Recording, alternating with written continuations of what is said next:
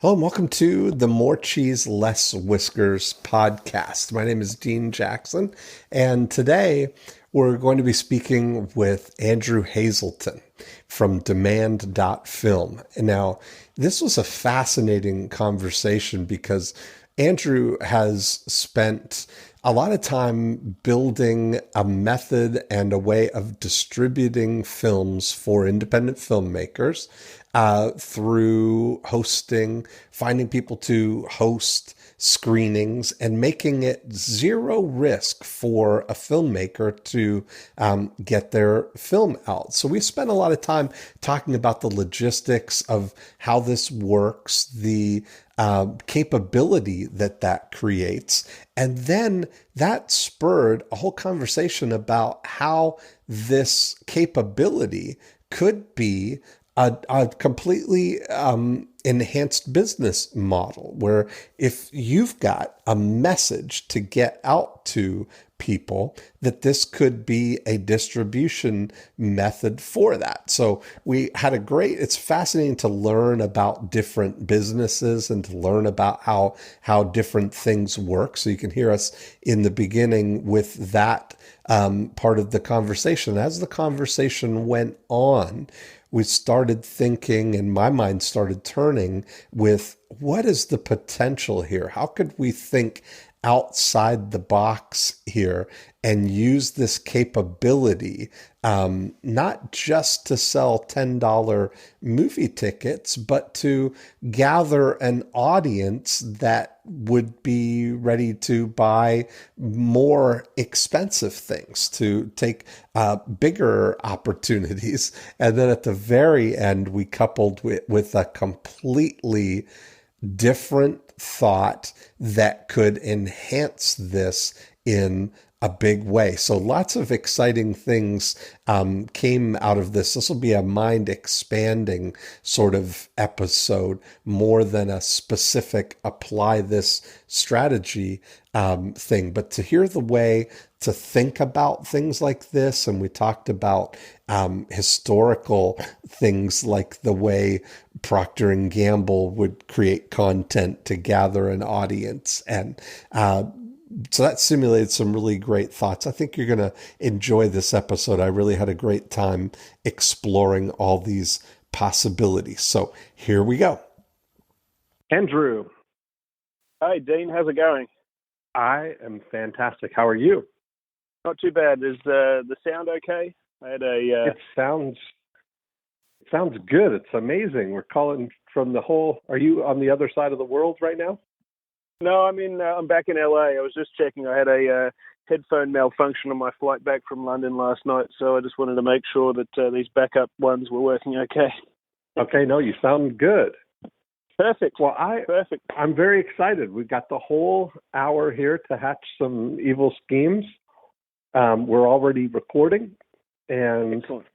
it'd be cool if you kind of set the stage here, set a little context, and then what kind of evil schemes we can hatch. Excellent. Well, we're always up for evil schemes, and yeah, thanks for having me on. I've been a big fan of you and Joe for a long time, so I appreciate it. So our company is called Demand.Film. It's a crowdsourcing platform for audiences for cinema screening, so actual people going to the cinema still. And we're operating in Australia, New Zealand, the UK, and Ireland, and soon to be in a bunch of other territories as well. And we're looking to throw fuel on the fire, but we'd like to have the fire set up a little stronger before we throw too much fuel on it, and and deal with that growth, I guess. I got it. Cool. So what? Yeah, explain how it works. How the whole thing happens here. So I guess we have different clients. We have clients that are filmmakers. So we have filmmakers that come to us that can't get their films into cinemas in the ordinary fashion, which is with a distributor. And with the majority of films these days, unless they're big tentpole blockbuster films, then that's most filmmakers.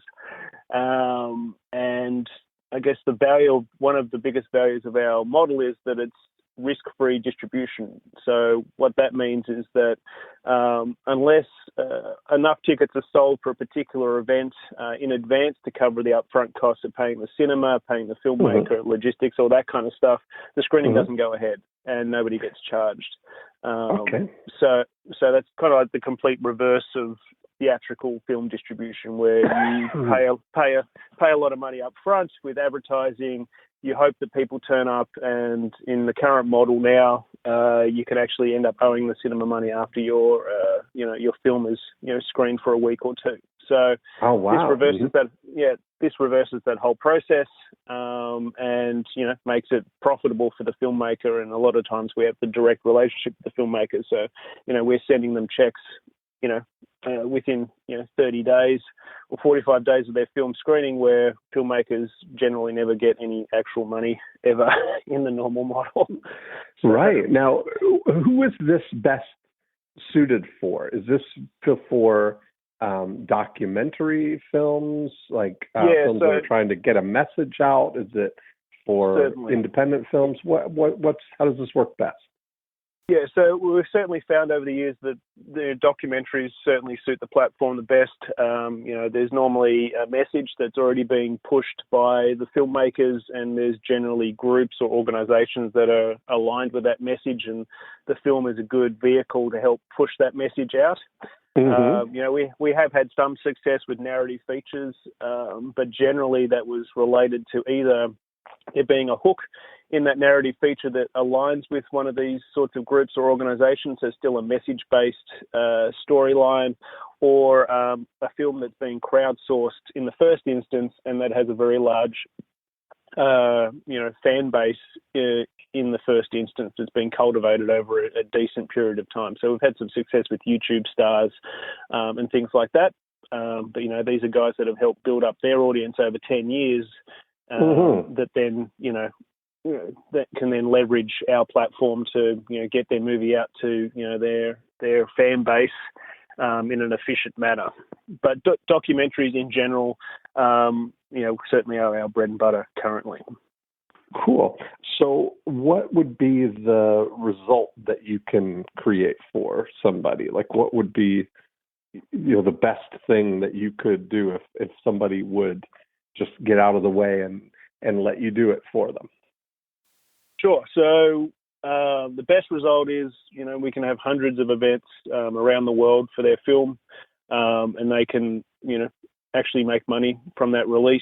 The other thing that's valuable for the filmmaker in the first instance is that, we're selling the tickets as well. So we have that data, and as part of our agreement that the filmmaker receives that data after their screenings have finished.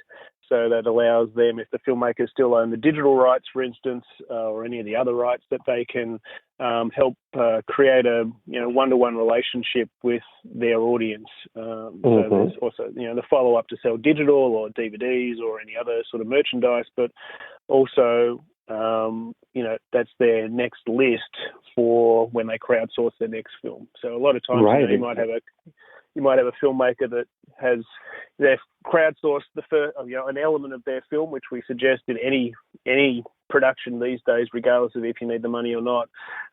They might get a 50 or 100 people, which is a small amount, but it's still a good a list to start off with. But by the time they're finished doing screenings with us, they might have 10,000 emails, which means that the next time they crowdfund, they've got 10,000. Yeah, now they've got the audience, exactly. And you could still continue to move forward here.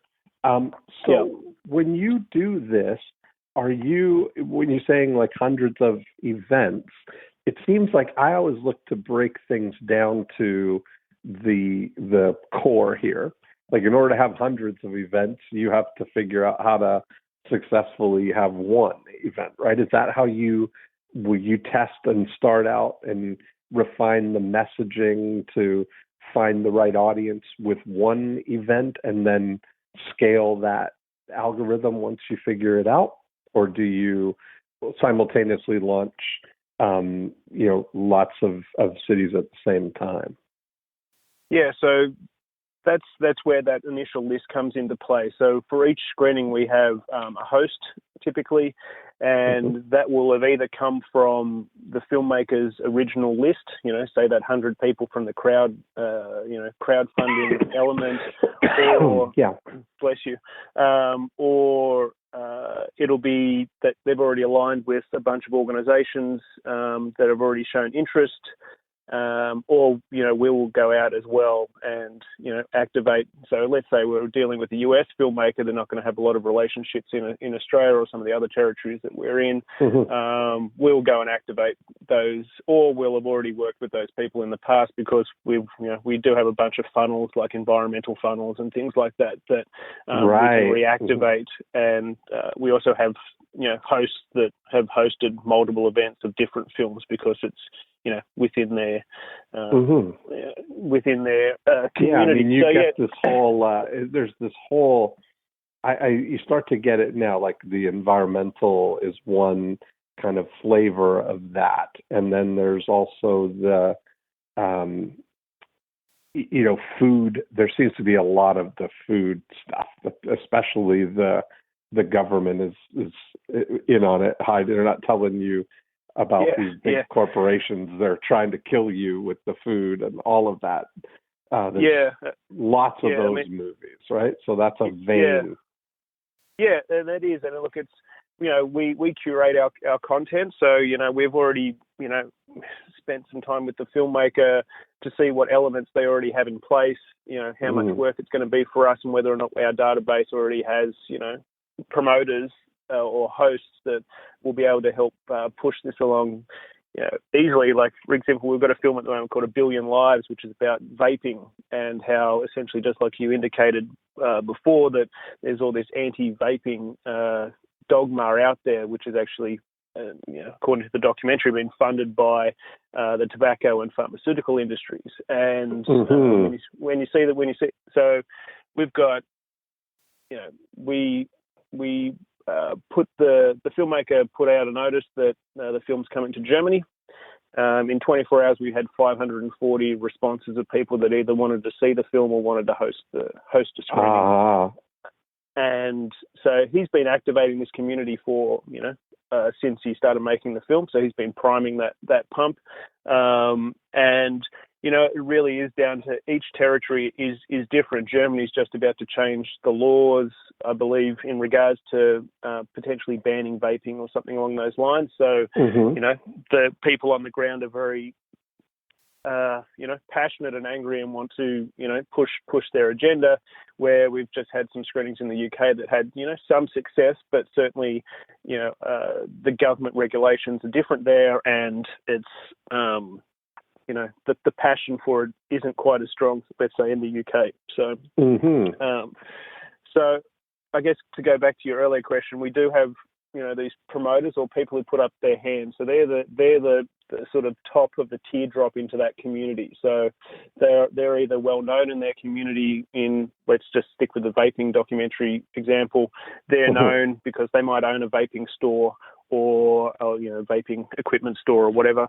And they have a mailing list, or, if they're the human rights people, they'll be in a bunch of different human rights organizations, and they have their list and private Facebook groups and all this kind of jazz. So that's where we do get out of the way. We'll put the film up on our website. We have the option of when people land on the film page, I want to see this film, they can click a button, we capture their data. I want to host a screening, that sends them down a different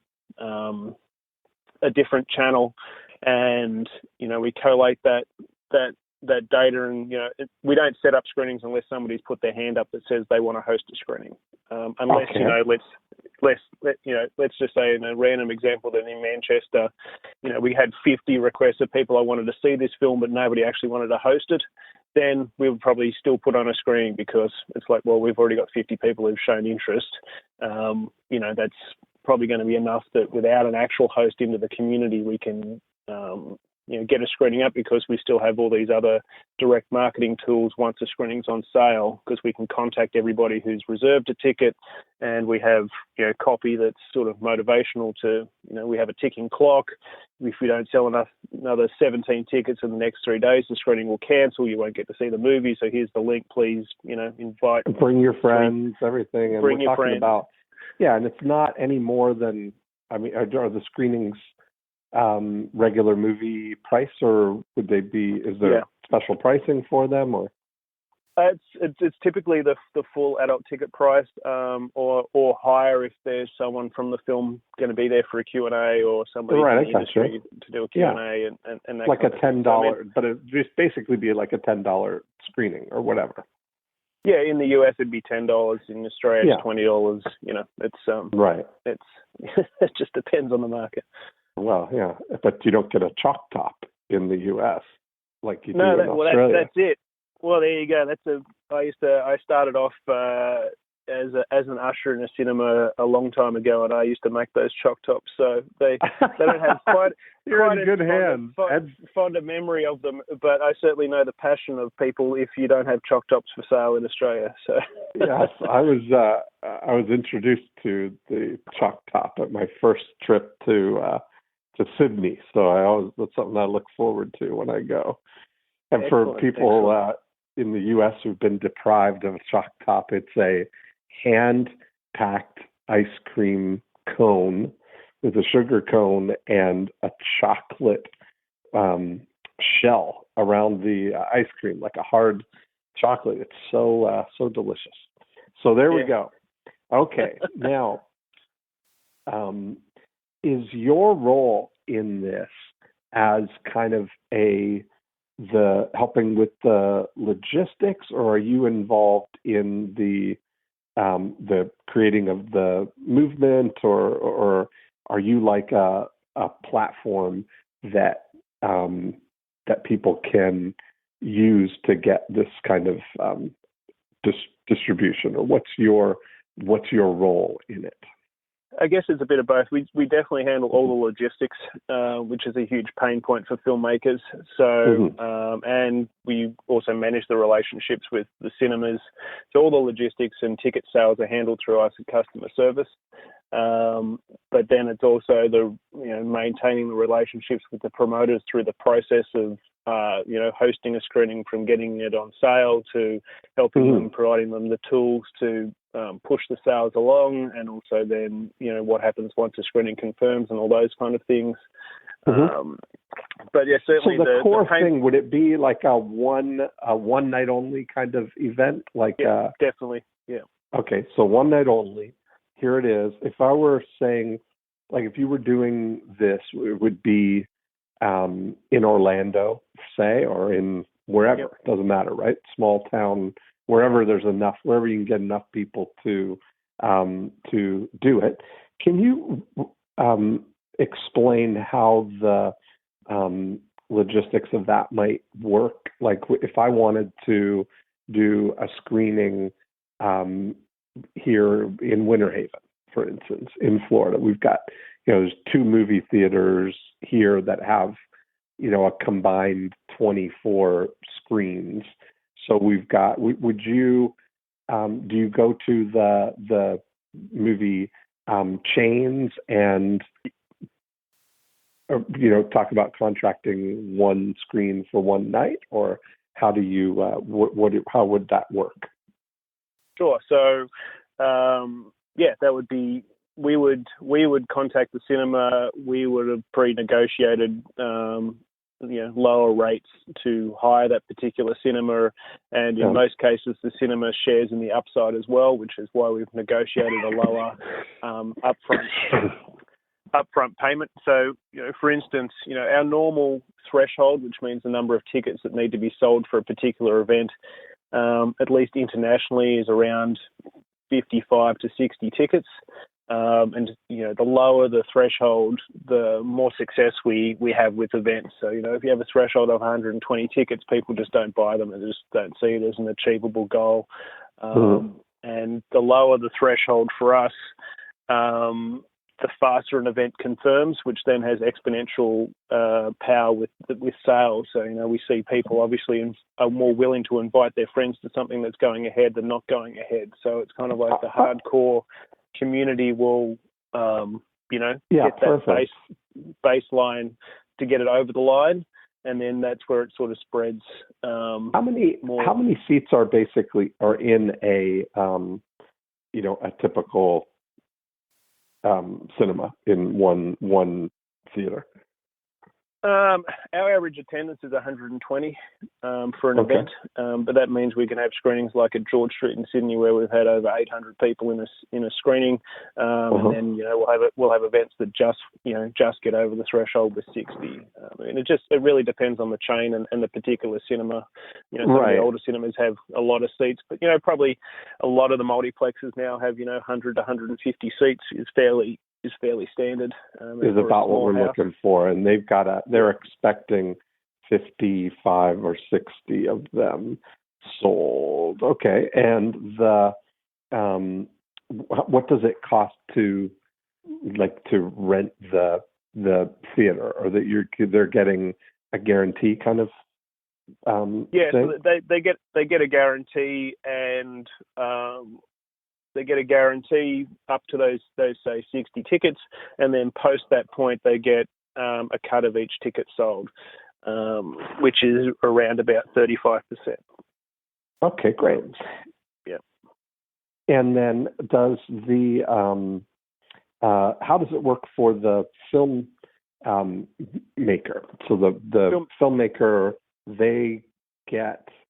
You've negotiated the cost of the cinema and the thing. So the filmmaker is not paying anything yet. You're paying, or you're getting the agreement from the cinema to reserve the date. Yeah, the filmmaker never has to pay anything. So we pay. There's all these logistical costs. There's a special cost we have to pay the cinema for. It's called a virtual print fee, which is for helping offset the cost of the cinemas being digitalized. That's all factored into these pre-threshold costs, which normally the filmmaker would have to pay. So the filmmaker is on a similar agreement to the cinema. The filmmaker sets what they want as their bare minimum for a screening to go ahead. And some filmmakers will be motivated by different will have different motivations. So some filmmakers may set their minimum to say 0 pre-threshold because they want more screenings to happen, and they still get a further 35% post-threshold as well. Or, they will say, okay, we want $100 or $200 as a bare minimum, for this screening to go ahead. And that's all factored into the upfront threshold number of tickets. Okay. And then, so is it basically a third, that the cinema gets a third, you get a third, and the filmmaker gets a third? Is that about how it works out? That's about how it works, yeah. I mean, we allocate 5% for the promoter, so it's a nominal amount, which helps maybe offset some of their, if they do any Facebook advertising to boost posts and things like that. The majority of people that are hosting screenings aren't motivated financially. I mean, we do have a separate element to a ticket where we can do separate fundraising, which is separate to the ticket, which is, also quite successful. But, just the pure ticket, because there's not a lot of wiggle room, with all these costs, then, 5% is just the financial element for the promoter. Now, we have had people, in Australia at least, that have hosted 15 screenings themselves because they're really well connected in their community about a particular subject matter, and have actually, made an okay amount of money hosting those particular screenings. But that's rare, so it's more along the 5%, just for it's a nominal thank you, I guess. And sometimes we have other thank yous from the filmmakers as well, kind of thing, which you can't put a value on. Right, exactly. Yeah. Okay, so I think I get the general idea here. So your client is essentially the filmmaker. That's who you depend on to make this kind of work, right? Is that your main goal, is to find the content, or what do you see? What's the opportunity for you? That's certainly, I think, that would give us the biggest amplification at the moment. Would be chasing or focusing more on, let's just say, documentary filmmakers, and certainly even providing some free tools for those filmmakers, just as an informational product for nothing, just as a capture device, is something that we should definitely be looking at. But we certainly have, we definitely have this, the cinemas are our clients as well. We have to keep them happy. We have to keep the promoters happy. We'd like to, reuse promoters because, once we've found someone who's really good, they're exponentially more valuable than, going through the filtering process of, hundreds of requests. And, some people are super excited about hosting a screening and then don't follow through. And then there's some people that will confirm a screening in 24 hours. So it's like, okay, well, we want more people like that. Yeah, well, it seems like with the right content, that there's kind of a, an opportunity to, it doesn't seem like such a big task to get 50 people to come out and watch a film, but ultimately you want more than that. But it seems like it's a pretty good thing, and of course it's very syndicatable in a way, right? Like once you figure out the model of what gets people to come to the movie in Winter Haven, you've figured it out for the other cities as well, right? To roll out. Imagine that's why you see some movies will do limited distribution where they'll focus all of their attention on, releasing in New York and just limit the budget to kind of do a slower rollout rather than release movies nationwide on 3,000 screens right away, Yeah, that's certainly true. And our model is very flexible. So a lot of times we would do a blended release. So you would say, okay, if you had the budget, you would do LA and New York so you can get your reviews and things like that and get, have some national reviews. And then, you could use our model for the rest of the country, for instance. And we certainly do that in, Australia and, the other territories as well. You might do Sydney and Melbourne and Brisbane. And then, there's another 200 cinemas in Australia that, Yeah. So, it seems like, it's quite an engine. It's like you've got for somebody who has the right, who would love to gather that audience for whatever the content is. It seems like it would almost be a no-brainer for somebody like that, even if the threshold is 55 or 60 seats that the theater may want as a minimum would be a few $100s. That's what it sounds like, right? Yeah, look, and it depends on each market, but yeah, that's right. I mean, to be honest, when we have an event, and most of our events, so we're utilizing underused space. So most of our events are on Monday, Tuesday, Wednesday, or Thursday nights, and right. Yeah, so you're not getting Friday night prime time or Saturday night prime time. That's right. And so I mean, when we have 120 people there, even at your multiplex in Winter Haven, our 120 would be more than everybody else and all the other screens combined. I gotcha. So, and they're still coming in and buying Coke and popcorn and things like that, which is what the cinema really makes their money from. So it's not a hard sell for the cinema. And, it's certainly for the promoters, so people that have tried to set up screenings in the past, it's certainly a pain point dealing with just trying to go to the coalface of a cinema at the local level and trying to set up a screening. It's practically impossible. So, that's another big pain point that we've sort of solved for people that want to host their own screenings or do private screenings or birthday screenings and that kind of thing as well. and obviously we get a better rate as well because we're doing hundreds of events. I gotcha. With the cinemas. So part of my, so help me if I'm wrong here, but I sort of start to think about how could you create this as you either have the same audience, like I think you were talking about initially, like environment groups kind of thing, that this is kind of a great way that if once you've got that vein, if they came to see one global warming movie, that they'd come see another one in a similar vein or an adjacent type of thing. If they're activists kind of thing around a specific topic, that would be a thing. Or if they're health or vegan or those kind of things, that would be a category again, right?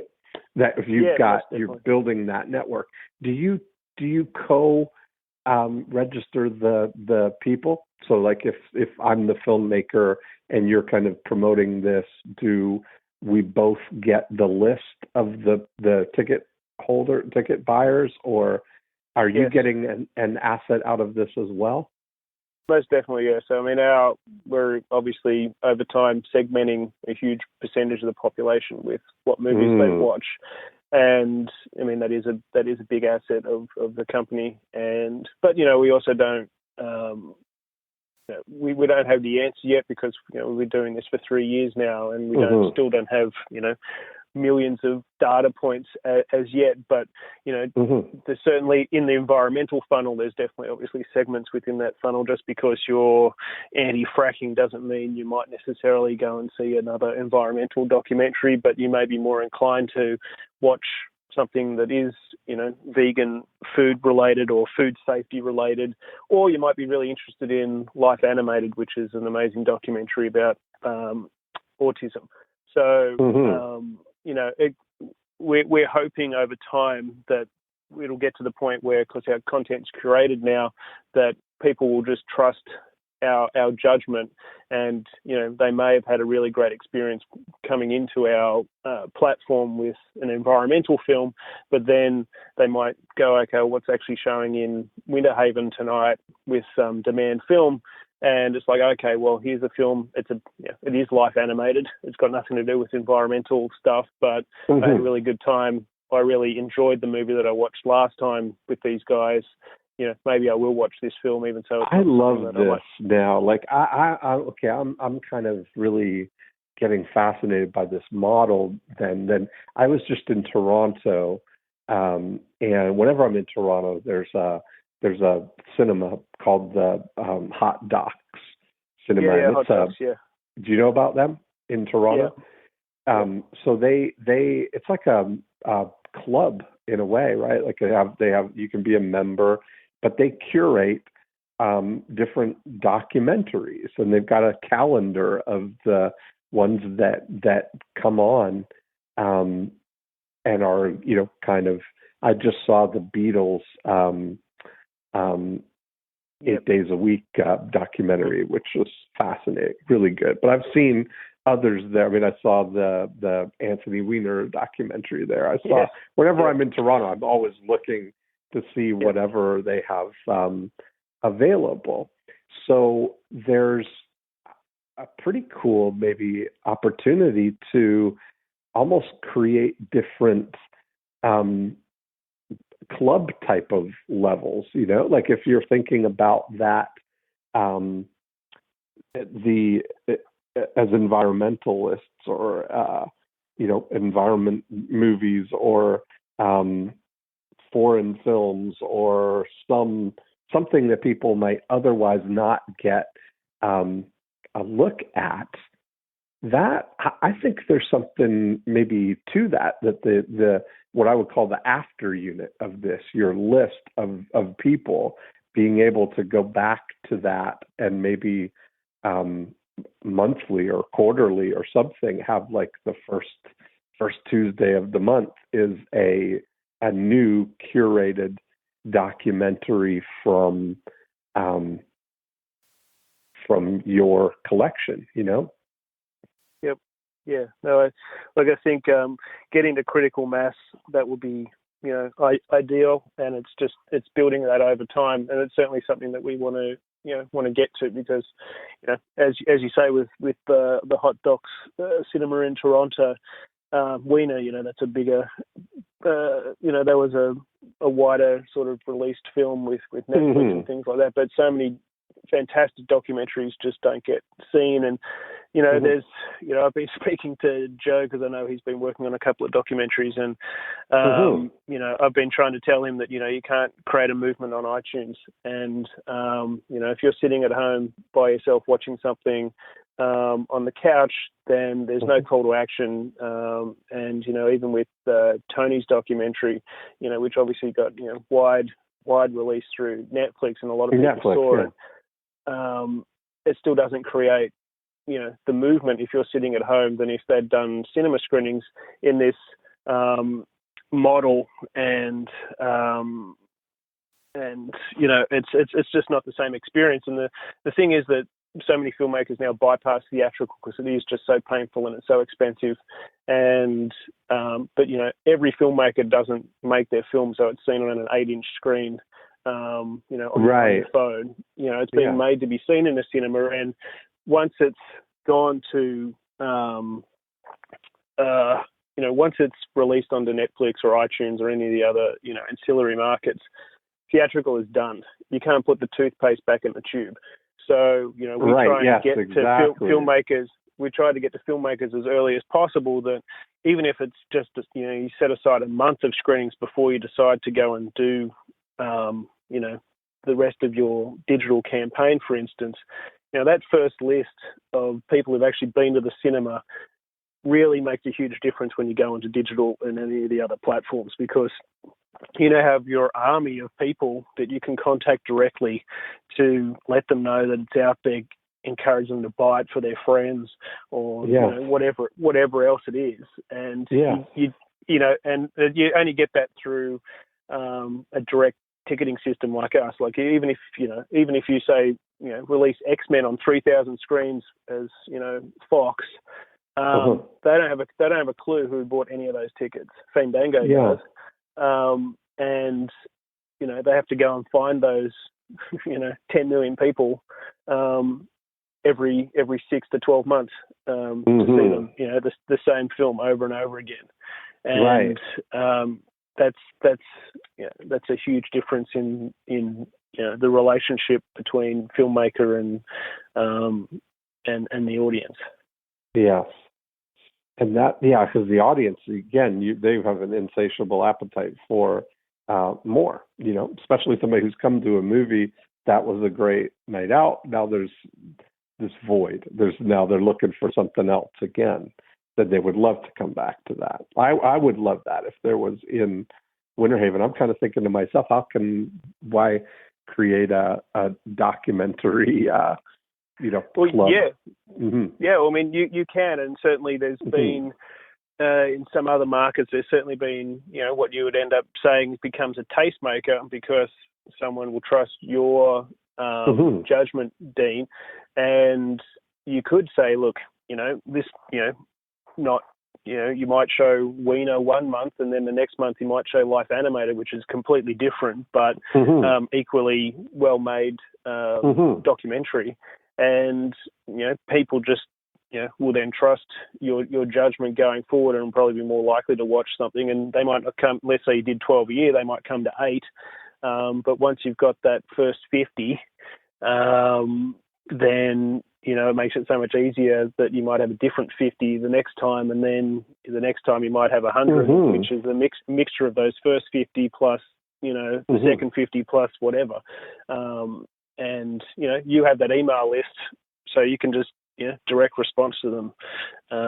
And, with our, if you were, let's say you did do something like that, then, and all the events were through us, then we would, know that you had other stuff coming up, and we would just trailer your next film on your current film. So, when everyone's already right. sitting, Yeah, exactly. And so we do that already with environmental films or films that we feel that are in the same funnel that, if it's in our pipeline already, then we'll trailer the film in front of, the current film. So it just means that that's their first touch point. So then if we email them about it, in 2 months' time, for instance, to say, hey, this film's now coming through. Do you want to host a screening? Do you want to see it, etc.? Then at least they've already seen the trailer. And actually, something I forgot to mention was that, we have a really high conversion on our film pages. So, event pages, I should say. So, like every event so if there's an event at Winter Haven, or if there's an event in Orlando, or there's an event in Miami, every event page has its unique link. So you're not sort of drilling down trying to find, I got you. Yeah. So everything's trackable. We've got our pixels going and all that kind of jazz. But just from the people the promoters that are in the community, our conversion rate's around about 12%. And, which is, really strong, but that's because it's coming from email and it's coming from a trusted source. But also for the filmmakers, that means that 88 people who didn't buy a ticket have seen their trailer and seen their poster, which means that, let's say it did go to digital, then, they might be their second or third touch point for that particular film, that they're not going in cold, that they know what Life Animated is, or they know what Wiener is, if they decide to, buy it on iTunes and things like that. So, this is really this is fascinating, and I'm listening just the way, you mentioned you've been talking to Joe Polish. They're working on different documentaries now, but what a great way to create a movement, which is exactly what they're trying to do with bring awareness to addiction and different than like getting it on Netflix, like you said, which is anonymous. This is about really creating the message that creates the movement. What do you see as like the big opportunity? What kind of marketing opportunity, or if you could solve this, what would it be, kind of thing? I don't know if it'll be possible. It would be great to get to a point where we could do targeted Facebook ads that converted in a way that it was efficient just to sell tickets. I don't think we're going to get to that point because the price point is so low on the particular item. But we may use that you could sell for a thing. Now, do you ever think about, like, within it some sponsorships, or like in a lot of those things there are really a big reason why somebody would want to sort of present some content, like you were saying with the vape company, like that's kind of, it makes sense that there's an opportunity there. So that does happen. So we've got a screening. Actually, we just had a screening in London, 2 screenings in London, and they were both sponsored by vape stores. So they pre-bought the threshold to guarantee the screening was going ahead, and gave away the tickets to their best clients or best customers. And then it was still an organic screening, so people that might not be on their list still came to the screening. And that's certainly one way of doing it as a host.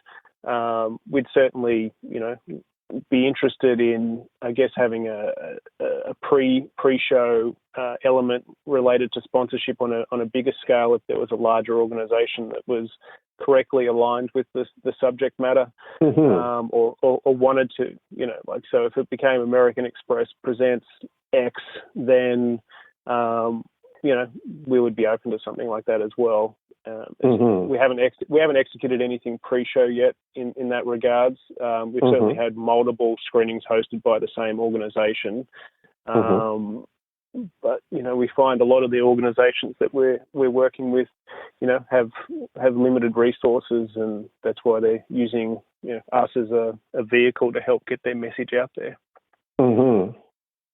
Yeah, and you start to think like with this sort of capability, what you have is to kind of think maybe a little upstream. Like, would you say that the greatest asset that you have right now is the knowledge that you have, the relationships that you have, the experience that you have in how to orchestrate a distribution like that? Like, essentially, you are a distribution company in a lot of ways, right? Yeah, no, yes, we are. I mean, our umbrella company is a distribution company. My background is theatrical distribution, so I worked for a studio, for a number of years. So that's.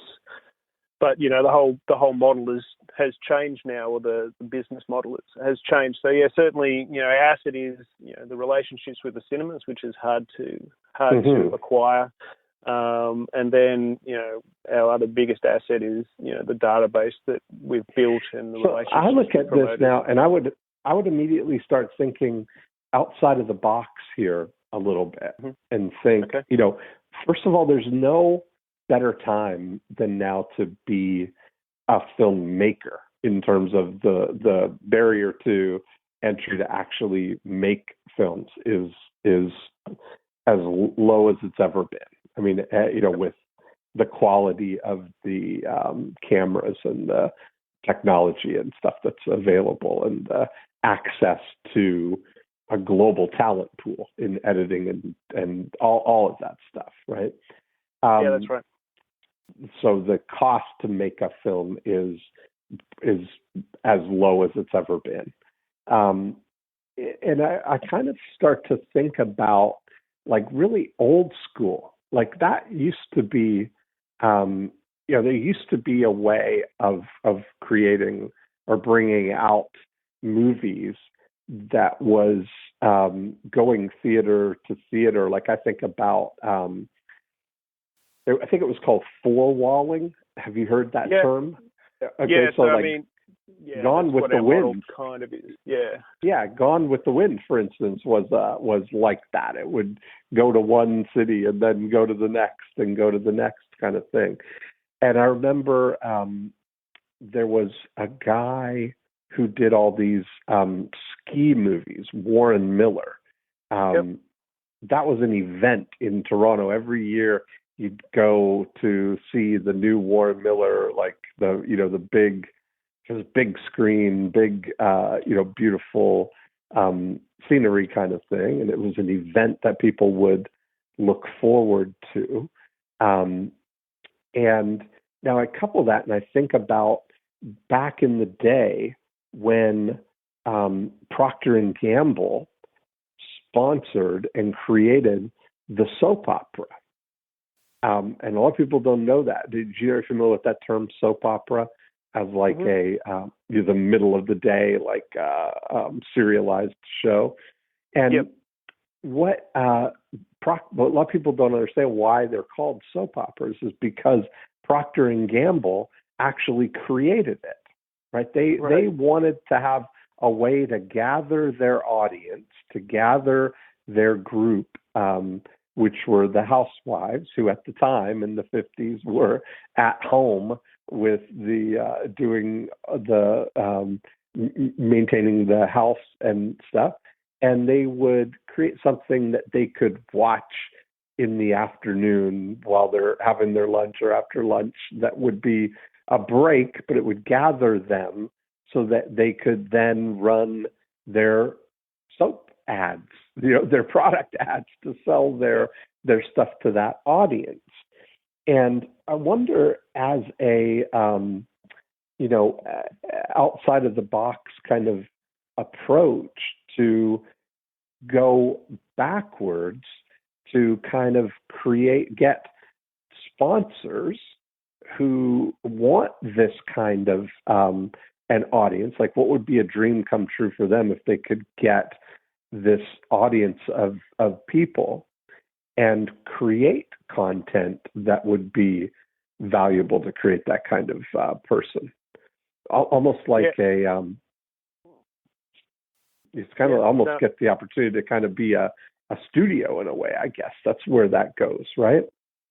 Yeah, look, I think that's a fascinating idea, and we've approached a couple of, or at least one organization that less, I guess it just needs to be, upfront about, I guess how subversive the messaging is, or if it's, let's just say, the Red Cross or something wanted to do a documentary about the Red Cross. Mm-hmm. I could see that as being valuable, and helping push that through their whole network. And we're certainly looking at organizations that their whole business model is essentially having these ambassadors that are helping raise money for them and being able to then identify very quickly who their key people are. And if you were able to turn around a documentary really quickly, that pushes the message of that particular organization, then that could be something that could be really interesting. I think, wow, that could be that's kind of an exciting thing, because if you had that distribution and it's just like you can push a button and it's unfolds, that you've got this rabid audience that you can do it, almost creating a quarterly or whatever kind of schedule somebody could create for these. And think about the different the filmmakers who have done that kind of like audience-based stuff. Think like Kevin Smith. For instance, do you know who Kevin Smith is? Yeah, of course. Oh, okay, yeah.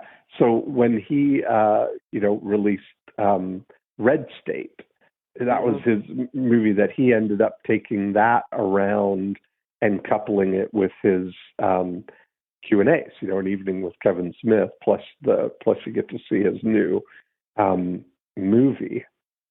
It's an interesting thing where he's got a built-in audience of people, of course, who are anxious to see whatever he does, Yeah, look, and and that would be, if you have if a filmmaker has a built-in audience that is rabid like Kevin's, then it's certainly, in my opinion, that would be the best way for him.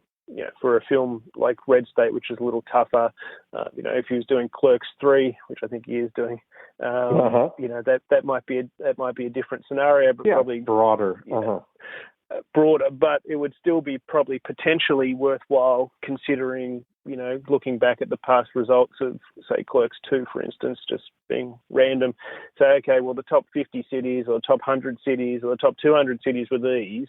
We'll do it regular theatrical in those markets, but then we'll go out to my fan base and say, okay, well, we're doing a full release in these cities, but we need one of you to put up your hand in Albuquerque, and it's up to you to get 100 people to the cinema on a Monday night so you can see the movie. And it's, in the end, it's just so much more efficient. For people like the Kevin Smith fans, that would just be the only payment that they would require, is just being closer to Kevin, like being an insider kind of thing. People who are passionate about it anyway. That would be something. Now, do you are you familiar with Fathom events? Yes. Yep. They do the live things. Is there anything different about that, or is that something that could do also, like the live stream kind of situation too? Certainly, if the content was available, then we could definitely do something like that. I mean, Fathom's a little bit different, where they're they are just like a regular distributor, where they put on 500 events on one night and hope and pray that people come and turn up. So, not every one of those screenings is profitable. And they're using a lot of push marketing, to get people to come to those events. So they're really just a traditional distributor in alternative content. But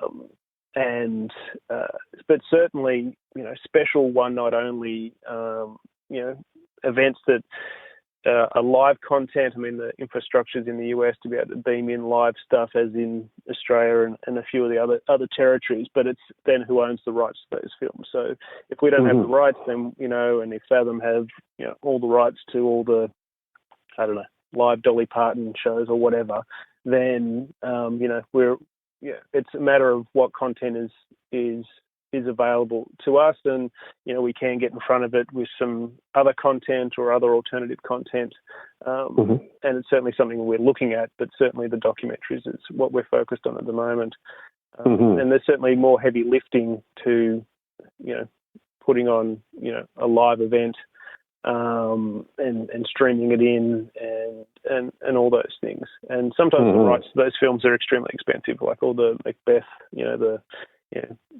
Benedict Cumberbatch doing Macbeth or Hamlet or whatever else. Right, exactly. Or imagine if there was if they did a Hamilton release or something. Yeah, right now. Yeah, exactly. Like the last, if you live streamed the last performance of Hamilton, with the main guy, name just escapes me this second, but Lin-Manuel Miranda, right? Yeah, so if you live stream the last performance that he does on Broadway before he leaves, that would be amazing. But once again, that's moving it into the push territory, and you're sort of if you set it up 2 months in advance, then you could definitely use our model for that and just say, okay, but then it turns into the Hamilton, which obviously they've got I would assume they have a decent database, or Facebook page and all the rest of it, that they would then be pushing their fans to us, and us setting up those particular screenings. I gotcha. And probably the different way would be that Fathom would buy the rights to that particular streaming solution into the cinemas, the rights for that production, and they'd put 1,000 screenings on sale, and just hope that those 1,000 screenings went well, and just spend marketing dollars to try and drive people to those screenings. And so I wonder if I think about another maybe potential are from a marketer standpoint kind of thing, would be we used to do, I built with Joe Stump for years, we built a big coaching organization for real estate agents, and we would do big events every month. We did for 15 years. Somewhere in the country, we did a big 3-day event with 600 or 800 people. And the way that we filled those events was that we had 2 guys who would go out and do half-day presentations. So they would go out and do a 3-hour event, and they would sell tickets to the 3-day event. So we would do 10 events surrounding Orlando, for instance. If we were in Orlando, we would do, Miami and Fort Lauderdale and Naples and Tampa and Jacksonville and Atlanta and, maybe a couple of other places in Orlando. That would 10 events closest to the venue, and all the things would be, promoting the people to come to an event like that. I wonder if there could be an opportunity to model something like that if somebody had a, almost like an opportunity to create almost like a live workshop for somebody, but done as a film version of it, Yeah, look, I think Yeah. No, I think about that's a really that, right? Like it would cost, the biggest cost, of course, was, we would have to pay the, it cost about, the whole engine of that, but just the hard cost of the events was at least $5,000 each for the hotel room, the speaker, the person who traveled with the speaker, their airfares to go to the events. So it was at least, $50,000 or $100,000 just in those promotions, not to mention the cost of getting people to actually attend, the marketing costs of it. But that, you think about something like that, if we were doing that model, if we had a documentary that kind of creates that, shapes that, that kind of narrative, with a call to action, that might be a neat way, rather than having people come to a half-day workshop, have people come to your documentary. It seems like where the value is that you can gather people in a like mind in an environment where you can then direct that sort of peak emotion that you're able to create as a group in an audience, right? Like if it's an environmental thing, everybody there has just seen this movie, and the feeling that they have is that they're outraged, or they want to take some kind of action. You can then direct that action towards something, the next step, right? Yeah, no, look, I think initially when you were talking about that, I was thinking, what events could we set up to try and sell $10 tickets? But now I understand you're talking about using our $10 tickets to sell something else, which makes a lot more sense. Like you almost think about, so I'm saying that we were spending money. That's what I was saying. Like if I could go back to that, if I created, a great documentary type of, like a film, that would be something that all the real estate agents would love to see, kind of thing. And then invited the realtors to come to the theater.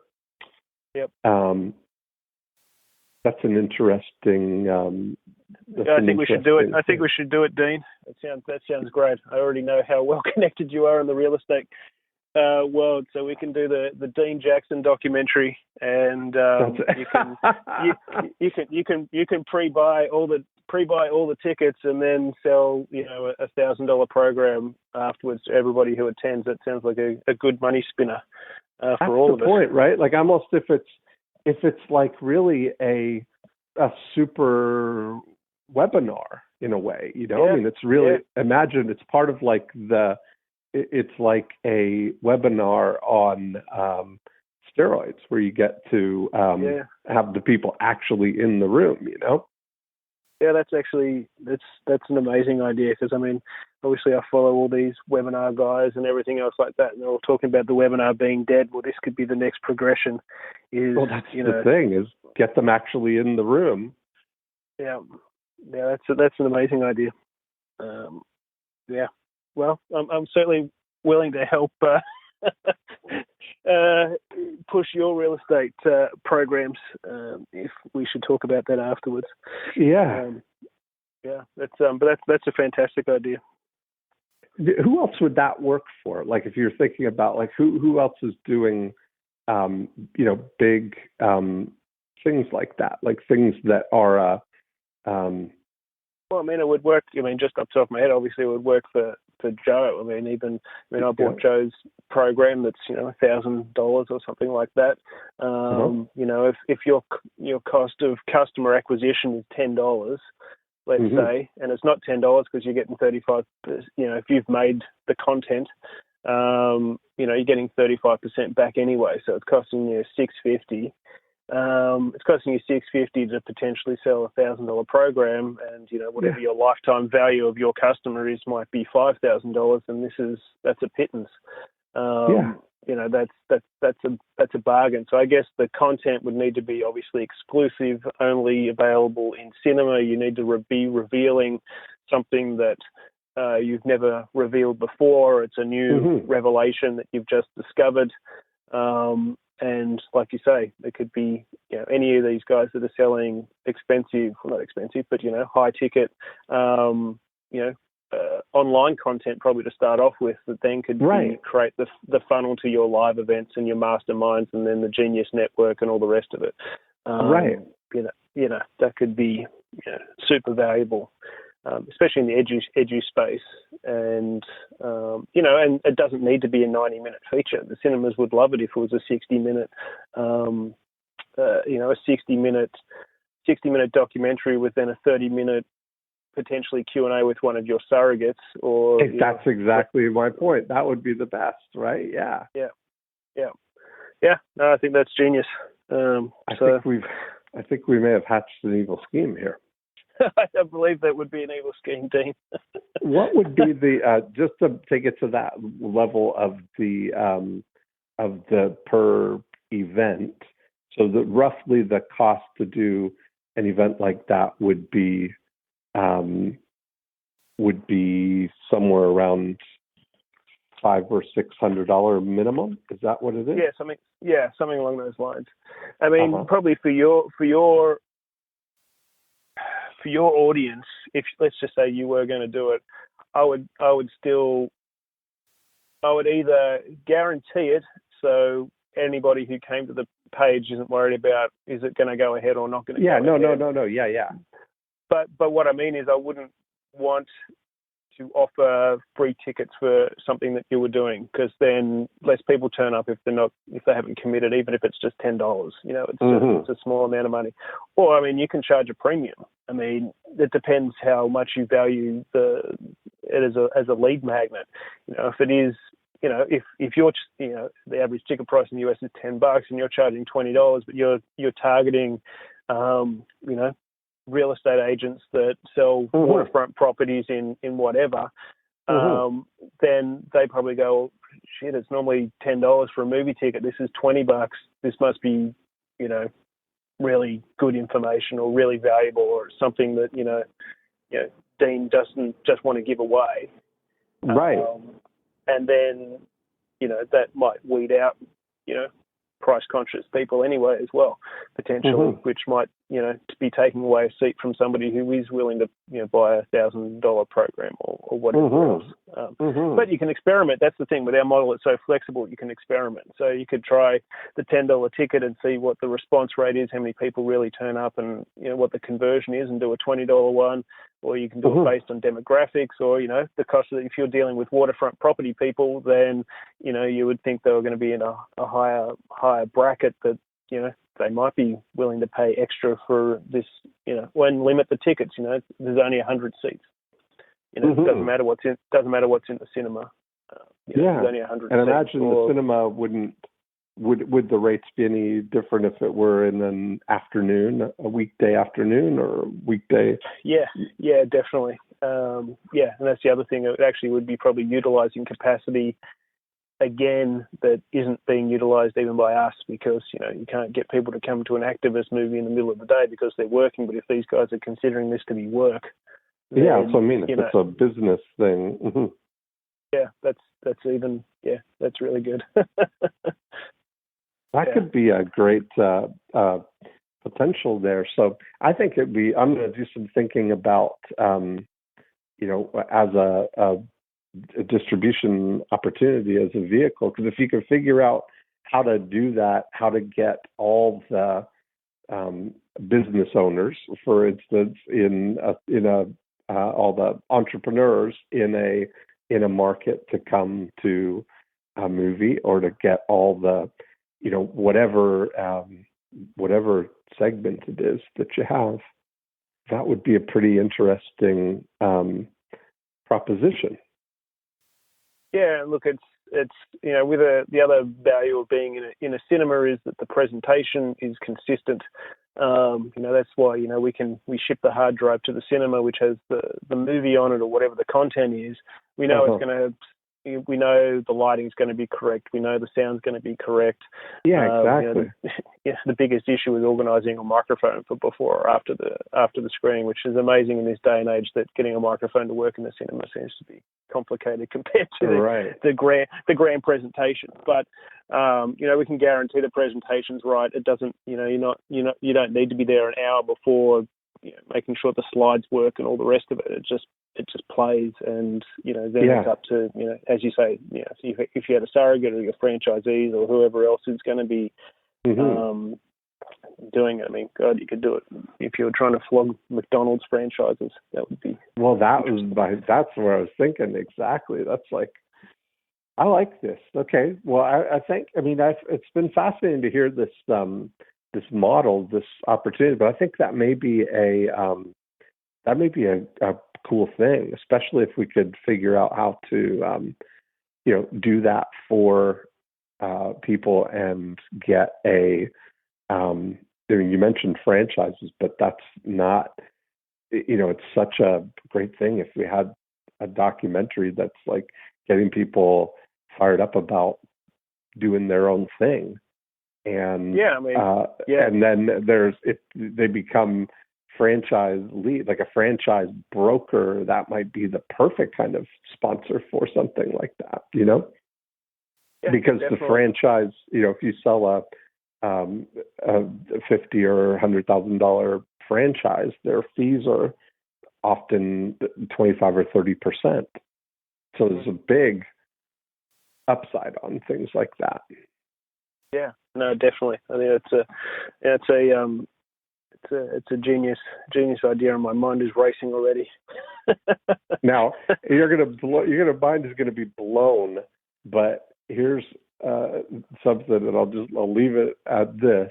But I just was at an event where I'm doing some experimenting now with a independent newspaper owner. And so I've learned a lot about the inside workings of how newspapers work and how they're mandated they have to have a 60% content, 40% advertising to qualify as a media publication. And so whenever they have to balance the content and the advertising, that when they sell, for every page of advertising that they sell, they have to create a page and a quarter of content. So that becomes a balance for them, right? Because the content is an expense for them. And so imagine if you take these independent newspaper owners, right? And we were able to create some kind of arrangement with them to create content that gets the word out about this this movement or this movie that's going on. There's kind of that could be a really powerful thing, Yeah, that would be amazing, because you could certainly obviously pre-write a bunch of articles that can be not editorials, just actual legit articles that can legit be articles about that content, and then have the things and the advertisers, like the cost for the incremental cost of 4 pages, which is one signature in a newspaper, 4 surfaces, is really pretty low incrementally to add 1 extra page. And it might be a really kind of cool thing to as a revenue opportunity for them too. Yeah, that's well, certainly, it's not going to be a hard sell, is it? It's going to be, we'll write you a page so you can sell 4 or whatever, not 4, but half a page or whatever else that's worth X. Interesting. Pretty interesting. My mind's spinning. I'm going to have to journal some of these. I'm definitely going to be, I'm glad to have gotten to spend this time with you and kind of open that up. I'd love to hear what the people listening, they may have some, cool applications for this too. We could create something pretty special. Yeah, well, I obviously really appreciate getting the opportunity to speak to you today, and I'll be looking forward to seeing the comments from any of the listeners as well. So obviously happy. I don't know if my details get put up there or not, but happy to speak to anybody. Where can we put where can people go to see what you're about? So if you go to Demand.Film, it's just it's Demand, D-E-M-A-N-D. Look at you with that fancy new registrar, no domain level. Yeah, no, it helps dot film. Okay, Demand.Film. I like it. That's it. So and if there's filmmakers or anybody else out there, Andrew at Demand.Film, happy to initiate a conversation there. And I speak to a lot of filmmakers every day, so I'm happy to speak to more. So there we go. So if you're a filmmaker, if you are a content creator, if you're a movement maker, if you're someone who would like to get behind a movement, there's lots of opportunities here. I'd love to hear what you're thinking. Yeah, Andrew, as do I. Yeah. Thank you so much. It's been fascinating. I love all these things. You never know how it's all going to come together, but I'm going to think about, pairing this with what I know about the newspaper things now, and maybe think about in the market where this particular newspaper is, that might be a cool opportunity to do a combination thing there to experiment. Yeah, that'd be amazing. Okay. Excellent. Well, thank you so much, Dean. I really Thanks, appreciate Andrew. it. Okay. Talk to you soon. Bye-bye. Bye. And there we have it. That was a fascinating episode, especially the very end. This whole conversation, my mind's been spinning since we ended on that note of imagine combining access to newspaper as a way of getting out a message, and combining that with the local theater to distribute something. There's just so much great synergy when you start thinking outside of the box and you start thinking about how can we take things and combine them in a new way. It stimulates new ideas. So I'm fascinated by that, especially because it's right in my favorite sort of method, where it's a local thing that can be syndicated. You can experiment and create what I call the scale ready algorithm. If you can create, between the newspaper, collaborating with an independent newspaper owner and collaborating to get the message out and gather people to come to a screening as an opportunity to build that audience. There's so much fascinating stuff there. So I'm going to have to digest this myself, but I'd love to hear your ideas about this episode, that maybe this stimulated, that something, how else this kind of could work, or other combinations that could work with this. I know certainly that it could work with a book as creating a lead generation for the movement that could then lead to a documentary. And I'm always looking for simple ways to get things started. And it's really the whole reason that I started 90minutebook.com, is to help people get their ideas out into the world in the fastest possible way. So that's maybe a great place for you to start if you've got a movement that you're looking to create or an idea that you're looking to get out there. Is maybe it starts with a 90-minute book. I'd be happy to show you how to do that. You can download a copy of the 90-minute book at 90minutebook.com. And then I do want to hear in the comments your thoughts, your ideas, or brainstorms about how this might play out. And I'll keep you posted too, because I'm definitely moving forward with testing the concepts in the independent newspaper. So stay tuned. Evil scheme may have been hatched here today that could play out in the next 12 months. So watch this space. Have a great week, and I will talk to you next time.